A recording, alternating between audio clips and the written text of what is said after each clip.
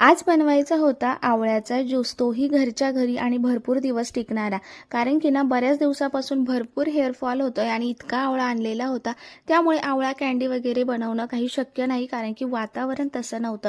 म्हणून इथे आवळ्याचा रस बनवायला घेतला, जेणेकरून तो त्वचेसाठी आणि माझ्या हेअरफॉलसाठी ना उपयोगी पडेल. रोज मला जो सकाळी कोमट पाण्यात उपाशी पोटी घ्यायचा होता, तर सगळ्यात पहिले आवळे स्वच्छ धुवून पुसून घेतले. एकही पाण्याचा थेंब याला लागता कामा नये. मिक्सरला बिना पाण्याचं छान फिरवून घ्यायचं, सुती कपड्याने गाळून घ्यायचं.